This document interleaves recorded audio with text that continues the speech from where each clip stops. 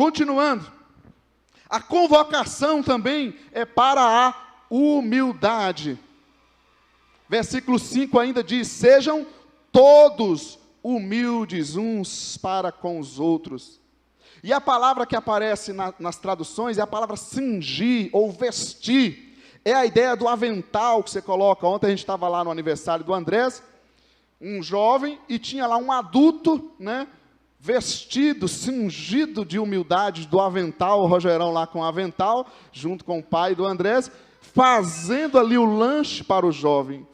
É essa ideia aqui, você vai se vestir com essa humildade, uns para com os outros. E para quem que se demonstra essa humildade? Não é para Deus, olha Senhor como é que eu sou humilde, uma pessoa tão boa. Não, sejam todos humildes uns para com os outros. Nós demonstramos essa humildade para o próximo. É por isso que essa espiritualidade, onde nós pulamos e adoramos e fazemos tudo, e com a língua ou com o comportamento tratamos o próximo mal, isso está mais para espiritualoide do que espiritualidade. Nós vamos ver a nossa espiritualidade nessa relação uns para com os outros. E nós vimos também um ato muito, muito feio no meio de tudo isso, quando o atleta russo, não sei quem viu isso, o atleta russo que perdeu, né? E ele sobe ali no pódio, perdeu para um ucraniano e sobe no pódio com a roupa, com a marca da guerra, né? Com o símbolo da guerra. É uma imposição, né? É uma palavra tão simples, gente, mas deixa eu te perguntar, não responda não. Você se acha humilde?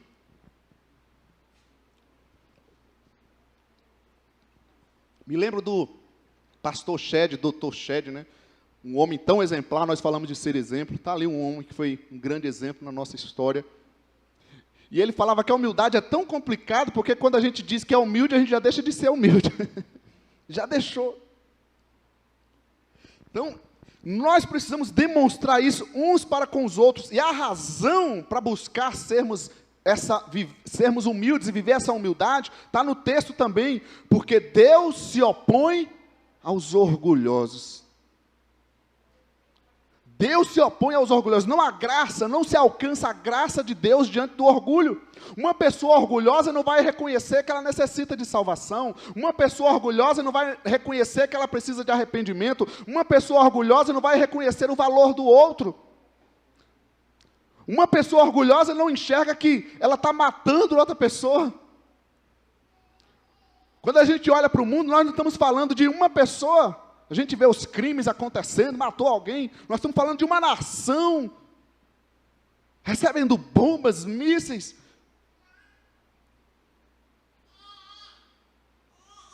A convocação é para a humildade. Esse é o exemplo de Jesus. Nós falamos no primeiro domingo desse ano, né? Lá em Filipenses 2,5, seja a atitude de vocês a mesma de Cristo Jesus. Quem é o nosso Cristo? Quem é o nosso Deus? O nosso Deus é aquele que é Deus, é eterno, que existe antes de tudo existir, porque foi Ele que criou tudo, criou uma humanidade livre, santa, pura, mas mesmo assim ela decide, escolhe pecar, e mesmo assim Ele decide não abandonar essa criação, Ele larga a sua glória, seu céu, se faz um ser humano no lugar da sua criação, vive como ela, recebe os pecados dela, paga por ela. Esse é o modelo da nossa caminhada. Se a gente enfrenta, às vezes, problemas, pessoas orgulhosas no nosso trabalho, no nosso dia a dia, deixa ele, gente. Deus se opõe aos orgulhosos. A convocação para as nossas vidas é para a humildade. Fiquemos no nosso lugar. O nosso reconhecimento só vem do céu, só vem do Senhor. Amém ou não amém? E vamos continuar. A convocação também é para buscar ao Senhor. A convocação é para buscar ao Senhor. Versículo 6. Portanto, humilhem-se debaixo da poderosa mão de Deus, para que Ele os exalte no tempo devido.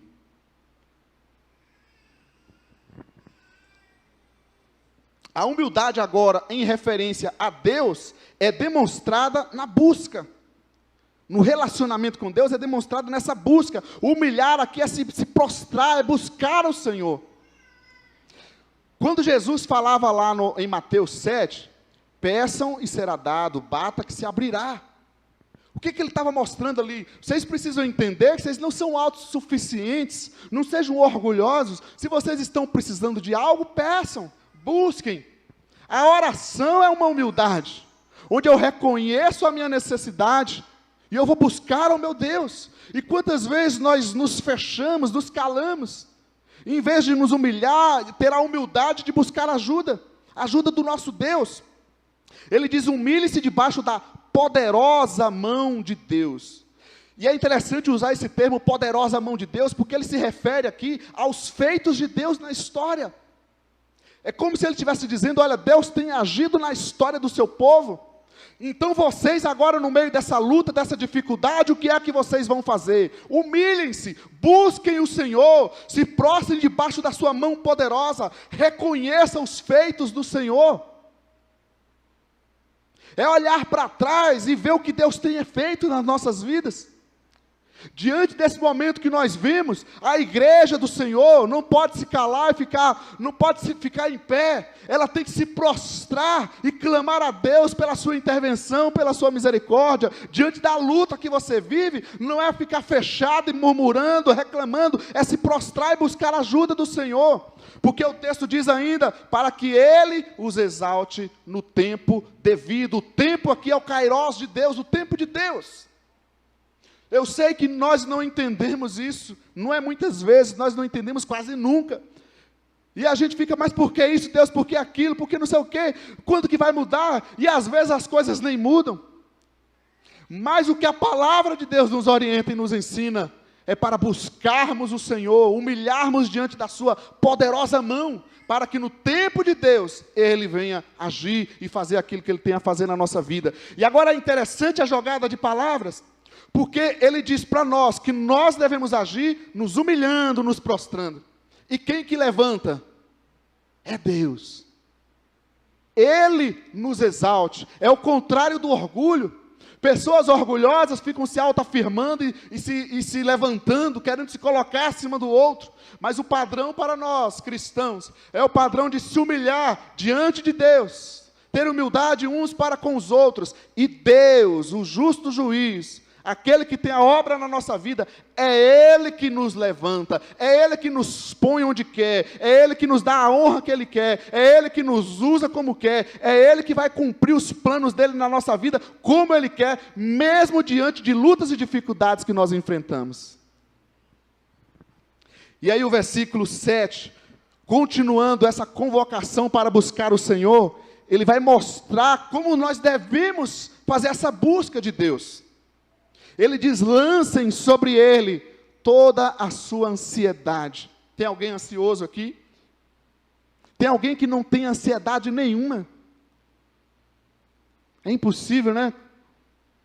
Lancem sobre Ele toda a sua ansiedade. Essa é a nossa parte na busca. Como é que nós vamos buscar o Senhor?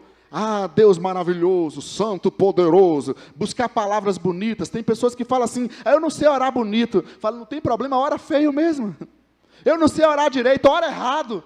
Porque você orando é importante, o Espírito Santo traduz e vai fazer tudo.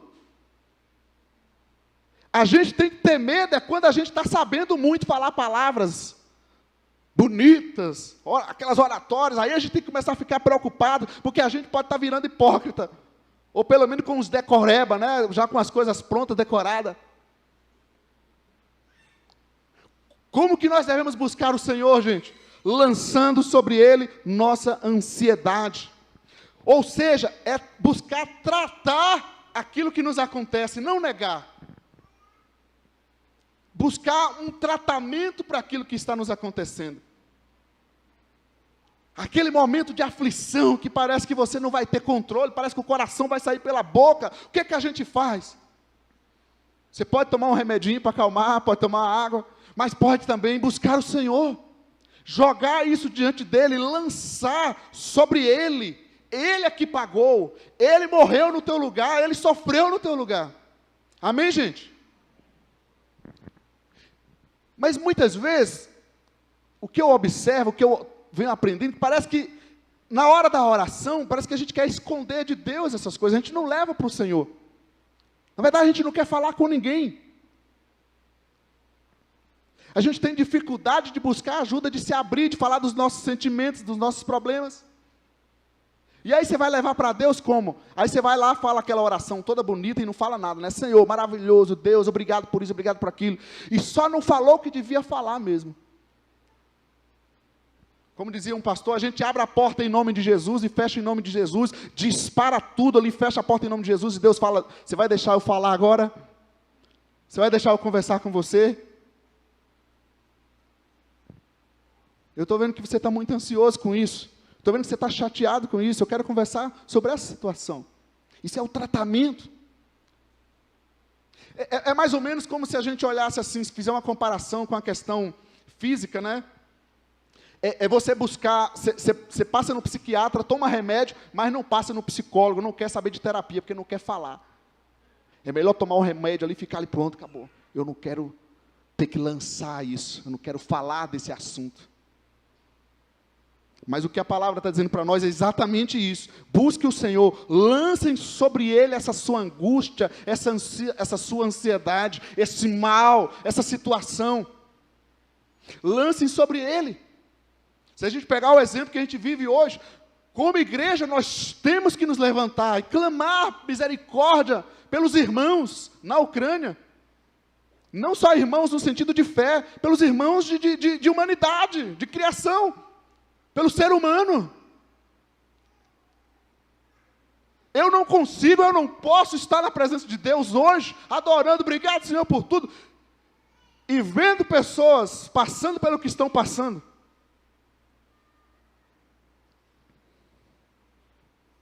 E por que devemos fazer isso? Buscar o Senhor. O texto diz, no mesmo versículo, humilhe-se debaixo da poderosa mão de Deus para que Ele os exalte no tempo devido. Lance sobre Ele toda a ansiedade, porque Ele tem cuidado de vocês. Você crê que Deus tem cuidado de você? Lance sobre Ele as angústias, os medos, as vontades também, os anseios. Estamos buscando melhorias? Fala com o Senhor. Eu brinco na igreja, brincava, né? Isso já é passado já. Que às vezes o pessoal achava que nós da liderança era tipo bombeiro, né? Que a hora que estava pegando fogo ligava para a gente, né? Mas você chega lá, está brigando, está acontecendo um problema, você só vai apagar o fogo, você não faz nada. Não, a gente possa viver esse relacionamento, lançando as nossas ansiedades e compartilhando. Amém, gente?